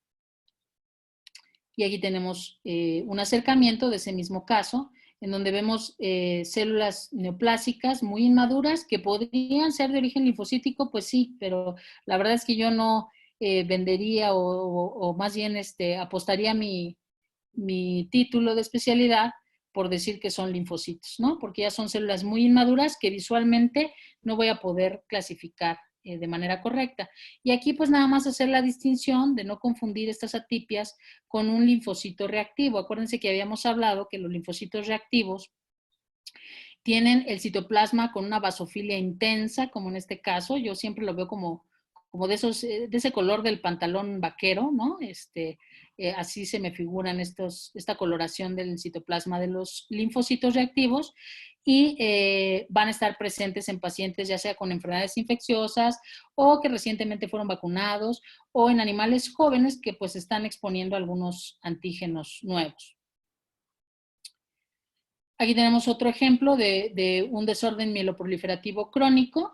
La diferencia entre un desorden agudo y un crónico es la maduración de las células, ¿no? Si yo veo células inmaduras, pues lo clasifico como una leucemia aguda, generalmente, que podría ser desde cualquier tipo de leucemia aguda hasta un linfosarcoma ya en una fase leucémica, ¿no? Entonces, este tipo de proliferaciones las voy a conocer así como leucemias agudas. Y cuando las células están perfectamente diferenciadas, por ejemplo, yo aquí estoy viendo un mundo de plaquetas, ¿no? Un mundo de plaquetas, y además veo muchas células de los granulocitos que no deberían estar. Yo les dije que los basófilos eran raros, y por qué este animal tiene 1, 2, 3, 4 basófilos en un solo campo, ¿no? Entonces, este paciente tenía una cuenta, normalmente los valores de basófilos son de 0.1 en perros, ¿no? Cuando muy alto, 0.2 ya exagerando. Este tenía 18.1 más o menos de basófilos. Entonces, eso aunado a la trombocitosis que tenía, es decir, un aumento en el número de plaquetas, tenía aproximadamente unas 2.000, 2.500 plaquetas por 10 a la 9, porque hasta contarlas es complicado en estos casos. Y estas atipias, vean esta macroplaqueta, que es mucho más grande que varios eritrocitos, obviamente una anemia muy severa que tenía el paciente. Todo esto se asoció a un desorden mieloproliferativo crónico que involucraba tanto una leucemia de basófilos como una trombocitemia esencial, que es el nombre que se le da a este tipo de proliferación de plaquetas. Obviamente son neoplásicas.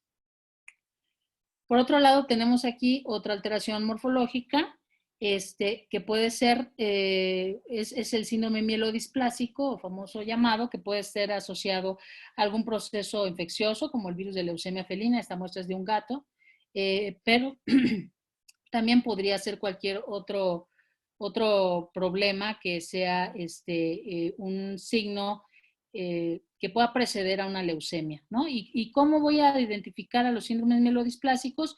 Son pacientes que tienen citopenias, es decir, muchas veces tienen anemia, trombocitopenia y leucopenia, y presencia de células atípicas o blastos, como en este caso. Pues es indiferenciado, podría yo a lo mejor presumir que puede ser o de línea roja, un eritroblasto o rubriblasto, o podría bien ser un linfoblasto, ¿no? No lo sé con precisión, y tendría yo que evaluar la médula ósea para tratar de detallar qué tipo de desorden puede tener el paciente. Pero normalmente esto lo puedo llegar a encontrar en algunos pacientes, en gatos infectados con el virus de leucemia felina. Para terminar con las plaquetas, prácticamente vamos a hablar de, por ejemplo, qué alteraciones morfológicas tendría yo que buscar en el frotis sanguíneo para favorecer mi diagnóstico o para determinar si hay una alteración en el conteo plaquetario. Y lo primero que tengo que ver es cómo están distribuidas las plaquetas en el frotis. Si yo veo cúmulos o agregados plaquetarios, puedo saber que el conteo va a ser muy difícil.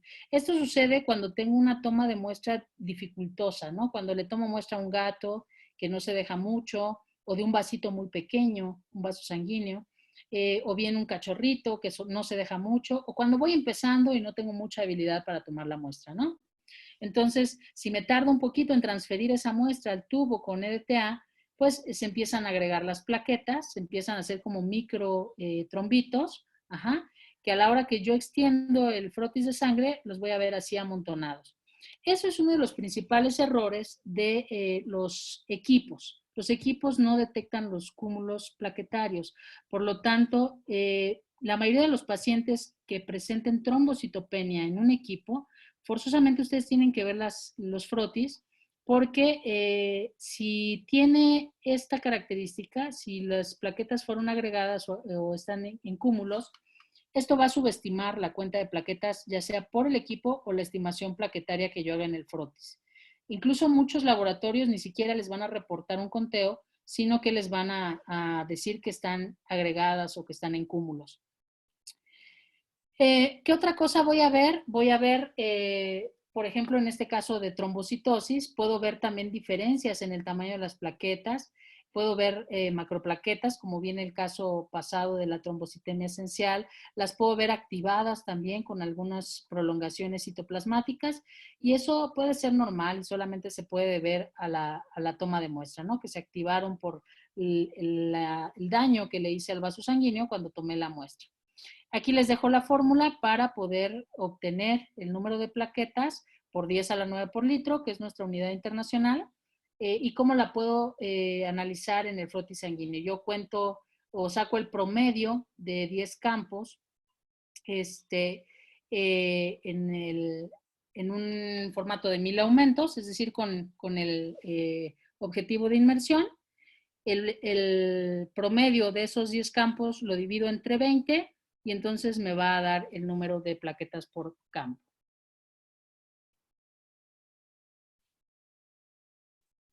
Trombocitosis y macroplaquetas. Bueno, este es el mismo caso que yo les decía, en donde, perdón, aquí hay un error en la fórmula, es por 20, no entre 20, discúlpenme ustedes. De repente ya el cerebro no funciona cuando pasa uno de los 40, pero bueno, es por 20. De todas maneras, esas técnicas las encuentran fácilmente en los libros de patología clínica veterinaria, que con todo gusto les puedo recomendar después de esta plática. Trombocitosis y macroplaquetas. Bueno, pues este caso pues es obviamente el mismo de la trombocitemia esencial, y vemos estas macroplaquetas que podemos observar aquí. Es por una condición neoplásica, pero también podemos observar macroplaquetas en pacientes con una trombopoiesis activa. Por ejemplo, si un paciente tuvo hemorragias y perdió plaquetas, la médula ósea se pone a producir plaquetas nuevas, y esas plaquetas nuevas son más grandes. Entonces no se asusten si ven macroplaquetas, quiere decir que son plaquetas nuevas, recién salidas de la médula ósea, porque acuérdense que realmente la plaqueta no es una célula, sino es el fragmento del citoplasma del megacariocito, por lo cual conforme va circulando en sangre se puede ir fragmentando y puede ir disminuyendo su tamaño. Y la trombocitopenia, pues obviamente la vamos a observar así. A veces podemos tener enfermedades que nos causen trombocitopenias ligeras a moderadas y el paciente no llegue a sangrar o a mostrar signos clínicos, pero por ejemplo este es un caso severo de trombocitopenia. Además tiene el paciente anemia regenerativa, por lo cual sé que seguramente está sangrando, probablemente secundaria a esa trombocitopenia, y tengo que determinar la causa, ¿no? Causas de trombocitopenia muy severa, como en este caso, pues es trombocitopenia inmunomediada o erliquiosis, ¿no? Que por a lo mejor las características de este frotis, pues yo pensaría más en una trombocitopenia inmunomediada. Obviamente hay que evaluarlo con mucho más detenimiento y evaluar también los números. Y para terminar, pues básicamente lo que yo les quería comentar en esta plática son muchos ejemplos de cómo la morfología, tanto de eritrocitos, leucocitos y plaquetas, me van a ayudar a establecer diagnósticos diferenciales, me va a ayudar a detectar alteraciones que probablemente los equipos pasen desapercibidas, que los equipos nos sirven, claro, pero para hacer de alguna manera los conteos celulares, el conteo de eritrocitos, el conteo de leucocitos y en algunas especies el conteo de plaquetas nos van a servir bastante bien, pero que el diagnóstico no lo vamos a basar solo en conteos, sino el diferencial de leucocitos no lo podemos tomar de los equipos y además la morfología la tenemos que observar para poder interpretar los cambios. Entonces, esa morfología nos va a permitir determinar la causa de muchas de esas alteraciones o clasificar nuestras alteraciones. Y si omitimos esa evaluación, pues estamos perdiendo la oportunidad de hacer el diagnóstico de manera rápida, de manera adecuada en muchos casos, y obviamente podemos interpretar las cosas de manera errónea. Por ejemplo, si un equipo me dice, están los neutrófilos altos, o sea, tienes neutrofilia, ¿no? Pues yo puedo decir, está inflamado. Y a lo mejor, si veo el frotis, me doy cuenta que la causa de neutrofilia no es inflamación, es otra. Entonces, yo puedo evitar tener errores de interpretación y poder empezar a utilizar mucho más la evaluación del frotis sanguíneo, ¿no? No demeriten esa evaluación que es de muchísima ayuda. Entonces, pues aquí estoy para ustedes, para preguntas, para comentarios, para dudas, si es que tenemos oportunidad de tiempo. Sí, claro, doctora. Bueno, pues preguntas.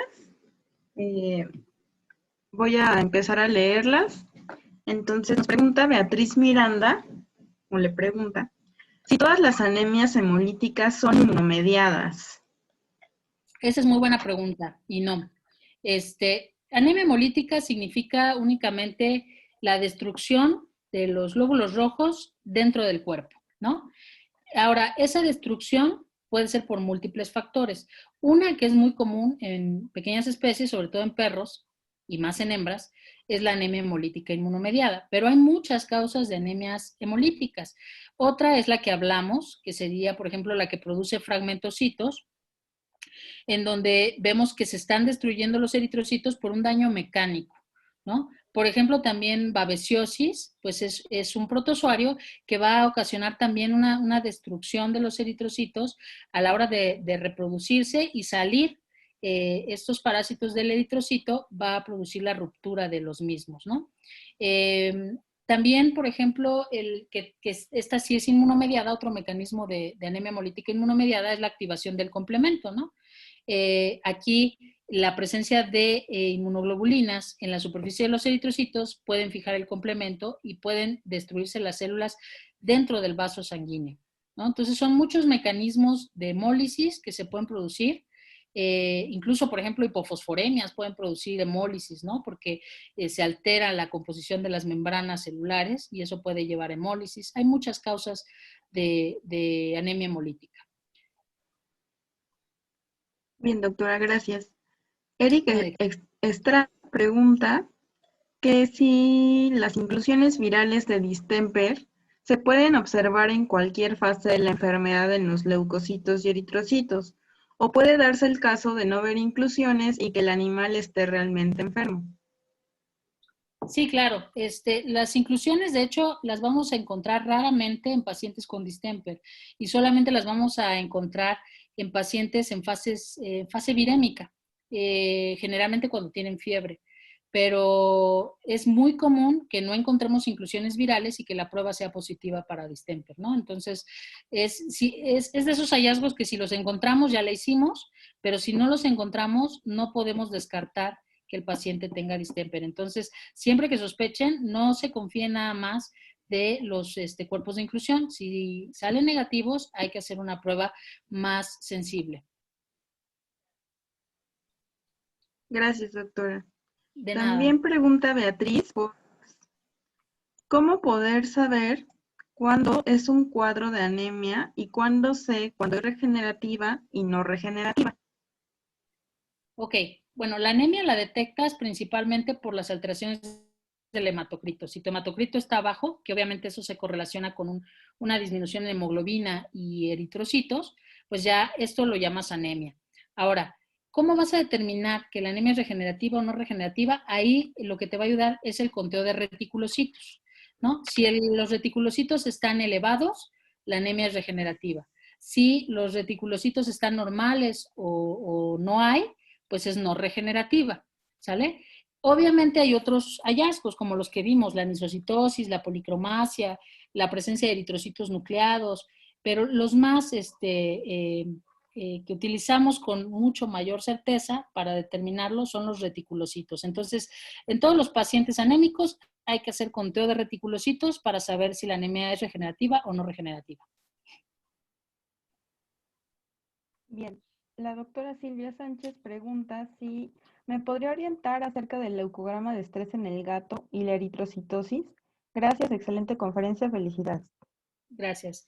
El leucograma de estrés en el gato, pues es muy similar al de cualquier otra especie. O sea, se va a caracterizar por neutrofilia, la cual generalmente va a ser una neutrofilia madura con presencia de neutrófilos hipersegmentados.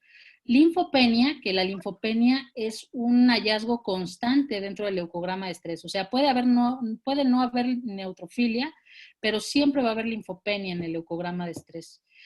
Y la diferencia quizá con el perro es que el perro podría presentar monocitosis en un leucograma de estrés y el gato no.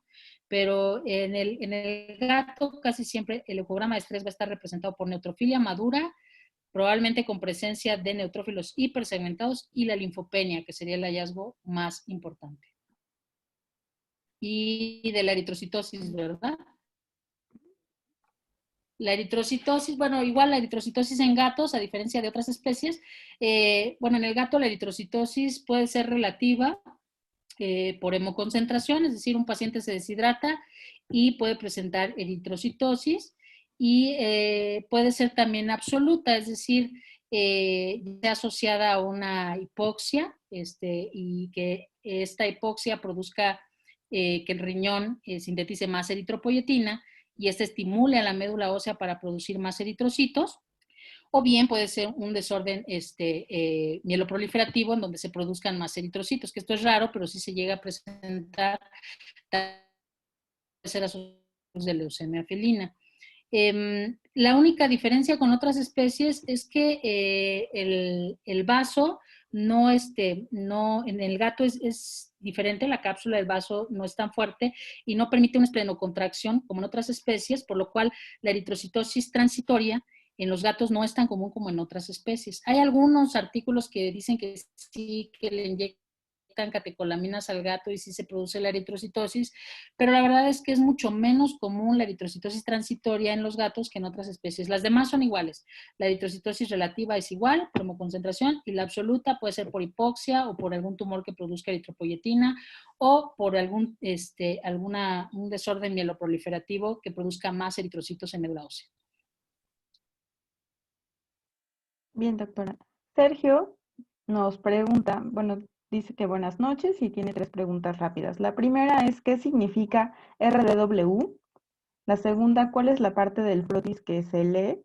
Y si podría repetir cómo supo que un neutrófilo es de hembra. Muchas gracias, excelente plática y muy fluida. Gracias a ustedes, muy rapidita, pero ahí estamos en otras pláticas también para que vayan formándose. A ver, primero la que me acuerdo más rápido, ¿cómo sé que el neutrófilo es de hembra? Porque tiene una pequeña, un pequeño lóbulo pequeñito que es el cromosoma X y se le llama cuerpo de Barr. Y ese habitualmente lo van a tener las hembras. Entonces, voy a regresar rapidísimo a la, para que no te quedes con la duda. Creo que por ahí. Sí. Entonces, esta estructura se llama cuerpo de Barr y esta solo está presente en las hembras. Entonces, si tú ves en un frotis los neutrófilos, algunos, no todos van a tener el cuerpo de Barr, pero si tú estás haciendo un diferencial en 100 células, si es una hembra, seguro te vas a encontrar varios neutrófilos, que es un cuerpo de Barr, ¿no? También en algunas otras fotos es bien común que te las encuentres en las hembras. La otra pregunta era, a ver, recuérdame, Dani. ¿Y qué Ya la significa memoria, te digo. RDW?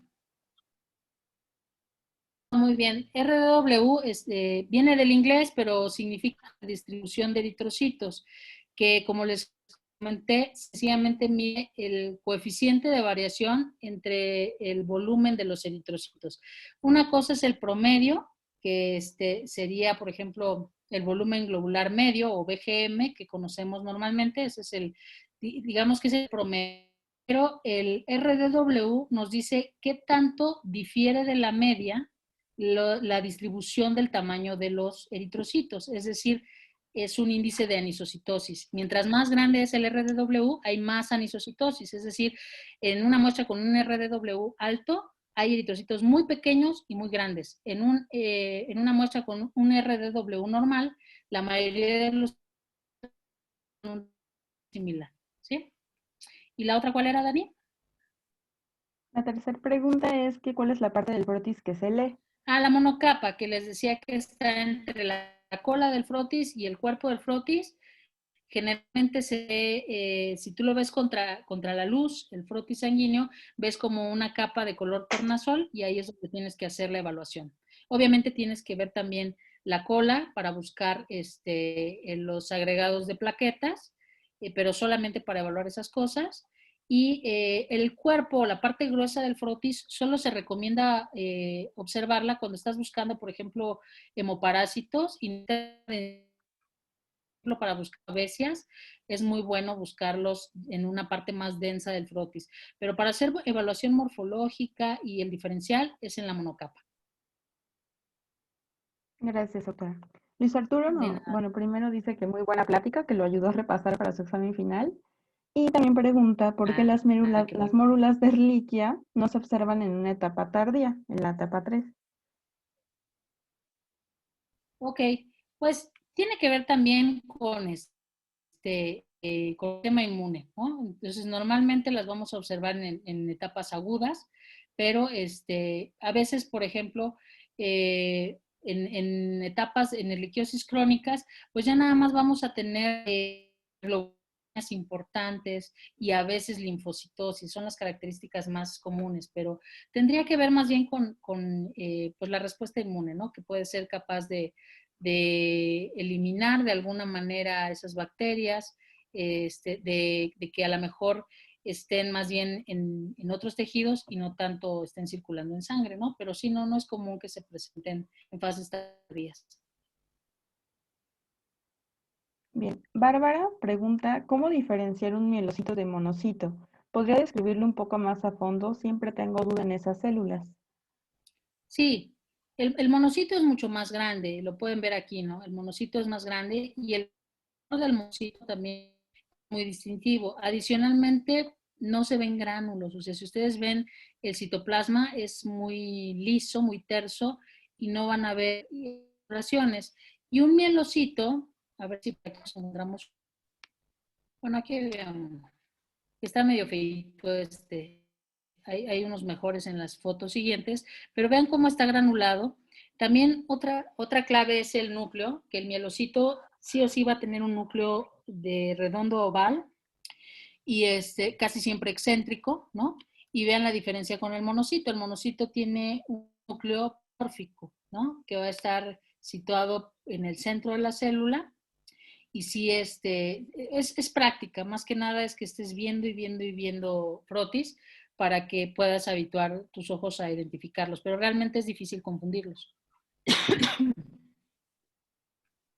Bien. Dice Paco García que sí podría hablar de los procesos cuando la desviación es a la derecha. De los procesos, o sea, sí, ya más o menos creo que entendí la pregunta. Cuando tenemos desviación a la derecha, quiere decir que un neutrófilo ha pasado más tiempo en circulación de lo que normalmente tendría que pasar. Acuérdense que el neutrófilo se produce en médula ósea, sale a la sangre, se distribuye tanto en el compartimento como en el marginal y ahí puede estar ciertas horas, ¿no? Ni siquiera va a estar un día completo el neutrófilo ahí, va a estar 11 horas, 14 horas, depende de la especie, ¿no? Y una vez que cumple las horas, aleatoriamente se va hacia los tejidos. O sea, realmente no, si no hay un proceso inflamatorio, no hay una quimiotaxis dirigida, entonces va y se estampa en cualquier tejido y ahí se sigue hasta que se muere y se lo come un macrófago. Ese es como un día en la vida de un neutrófilo, ¿no? Cuando tenemos el efecto de los corticosteroides, ya sea por estrés, cortisol, ¿no? O algún medicamento como dexametasona, prednisona y todos esos corticosteroides que nos encanta utilizar a los varios, o bien un paciente con un hipercortisolismo, que produce más cortisol, principalmente por hiperadrenocorticismo. Estos pacientes lo que van a desarrollar es una resistencia al paso de esos neutrófilos hacia los tejidos. Por lo tanto, los neutrófilos no van a estar circulando unas pocas horas ahí, como es normal, unas 11, 14 horas, no, van a circular más tiempo. Y conforme el neutrófilo se va haciendo más viejo, se segmenta más. Y entonces eso nos ayuda a identificar si pasan más tiempo en circulación, se acumulan. Lo más común es que tengamos neutrofilias, es decir, los neutrófilos van a estar altitos y van a estar hipersegmentados. Eso nos va a indicar que se trata de un efecto de corticosteroides, ya sea endógenos, cortisol, o exógenos, tratamiento con corticosteroides. Gracias, doctora. Aurora Monreal pregunta, ¿cómo puedo diferenciar los cuerpos de Howell-Joly de los cuerpos de inclusión por distemper? Ah, bien. A veces es difícil, pero la principal diferencia es que los cuerpos de Howell-Joly o remanentes nucleares eritrocíticos son muy pequeños y por lo general están en la periferia de los eritrocitos. Y los cuerpos de inclusión de distemper por lo regular son más grandes, son más variados. Por ejemplo, si encuentras con su tamaño difiere mucho. En cambio, los remanentes nucleares o cuerpos de Howell-Joly no, todos son parejitos, todos son del mismo tamaño, todos se encuentran en la periferia de la célula y adicionalmente acompañan a anemias regenerativas. Entonces, también el hecho de que tú veas otros hallazgos que te indiquen que hay una anemia regenerativa te ayuda a diferenciar entre un proceso y otro. En cambio, el otro paciente, pues si tú ves que tiene signos clínicos de distemper, tiene fiebre, obviamente un paciente que ya tiene cuerpos de inclusión en circulación sanguínea tendrá que tener signos clínicos compatibles con la infección por distemper.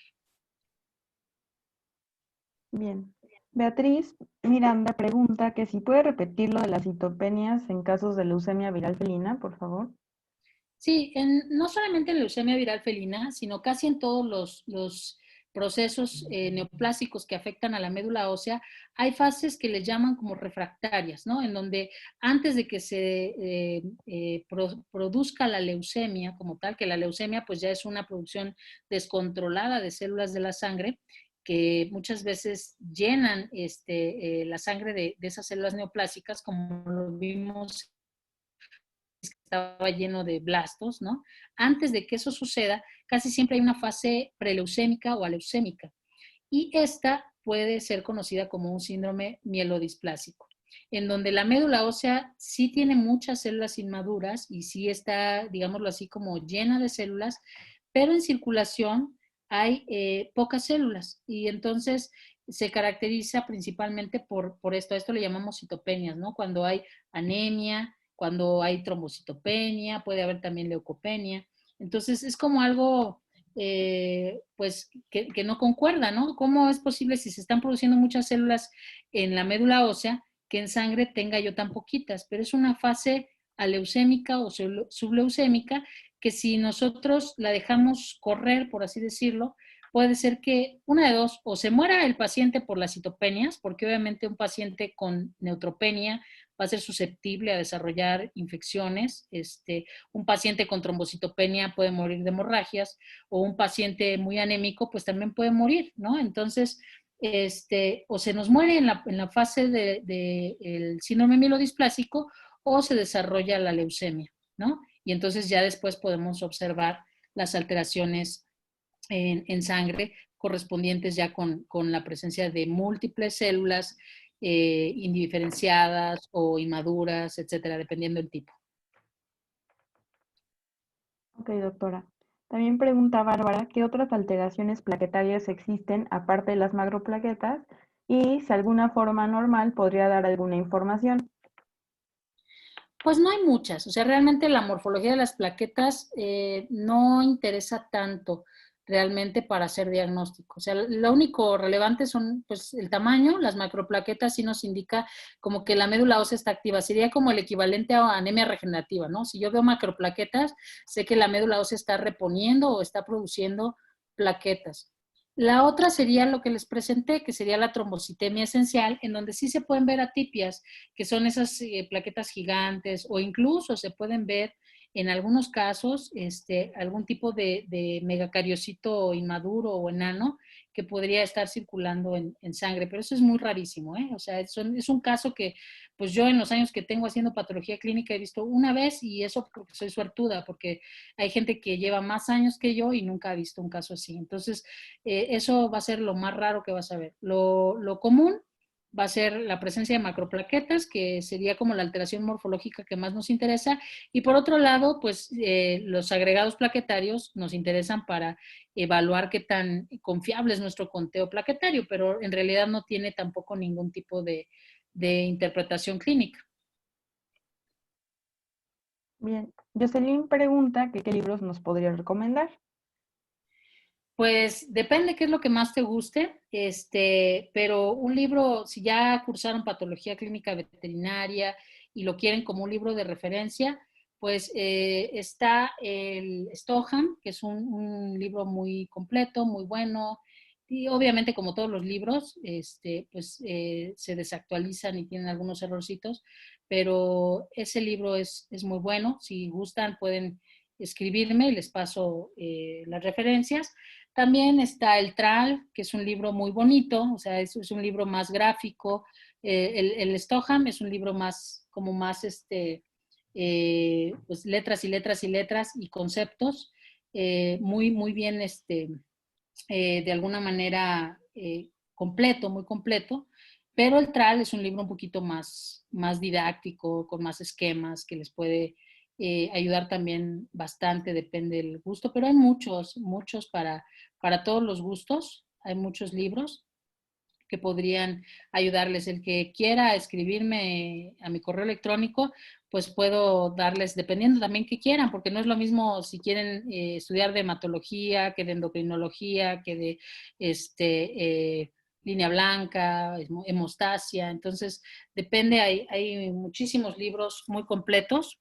Si quieren una referencia rápida, por ejemplo, está el 5 minutos del laboratorio clínico, que ese libro pues nos da una referencia rápida de pruebas que podemos hacer, de valores de referencia e interpretación. Entonces está también ahí para todos los gustos, ¿no? Para el que quiere profundizar y para el que quiere realmente información más práctica. Entonces, con todo gusto, escríbanme. Voy a tratar de poner aquí mi correo para que los que no lo copiaron, lo copien, y les puedo dar una lista de referencias según sus necesidades, ¿no? Para que, sí, hay una infinidad de libros de patología clínica veterinaria, pero sí tienen que buscar libros completos, libros buenos, libros actualizados, y y posteriormente ya brincar a lo mejor a textos más específicos o más especializados, ¿no? Pero de cajón agarren 2 o 3 libros de patología clínica veterinaria, a ver cuál les gusta más,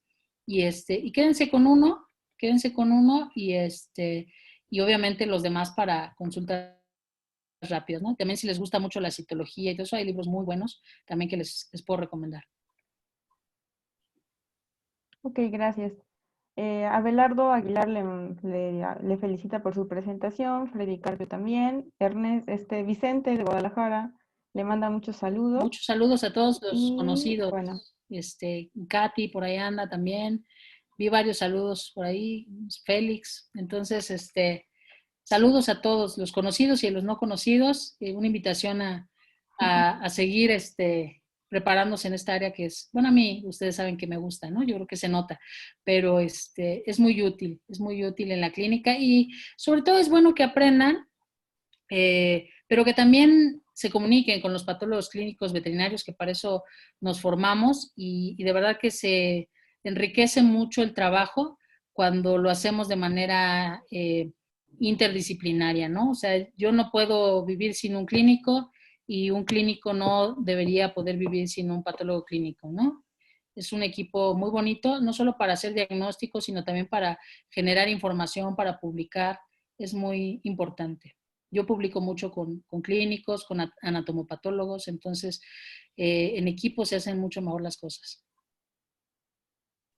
muy bien, doctora. Pues por cuestiones de tiempo vamos a dar fin a la sesión de preguntas.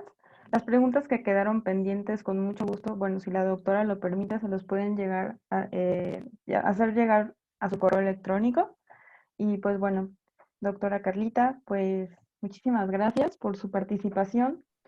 La verdad es que es un honor escucharla y le agradezco mucho que nos haya aceptado esta invitación. Y bueno, Rubén, no sé si quieres decir algunas palabras.